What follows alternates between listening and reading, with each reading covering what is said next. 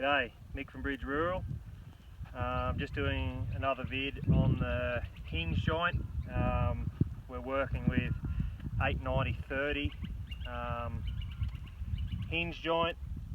I strain hinge joint very differently to a lot of people. A lot of people use the clamp at the end and strain the whole line at the end. I usually do it where the hinge joint joins, the rolls join. If they don't join, I do cut it to strain it.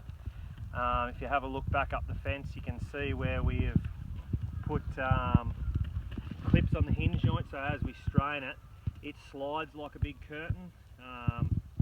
The yellow zip ties are just to make our clips stand out, but that allows that hinge joint to strain like a big curtain.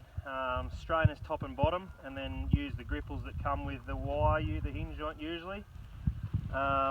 Then just work our way through. I usually, if you see down the bottom here, you can see that I have stripped 2 lines of the verticals out off this, off both sides, and the end of this tail almost reaches the last vertical I've left, and same with this.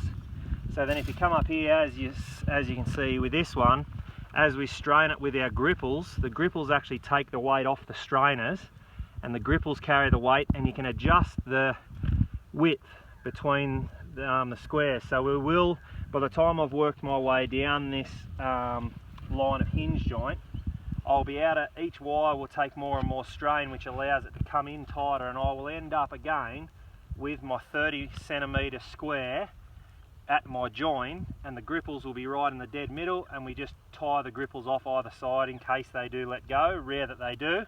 They hold an incredible amount of strain, but that's how I strain the hinge joint. It allows a lot more even strain when you're straining usually further into the middle of the fence.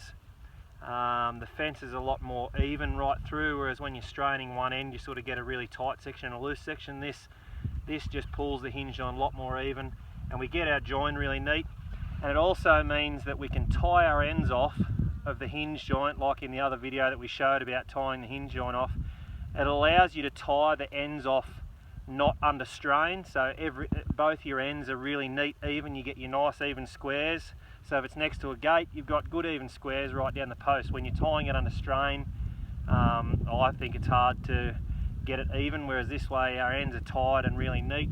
We strain to here, and then this becomes really neat as well. We end up with the same size squares with just a line of gripples down the middle. Super neat, super tight and super strong.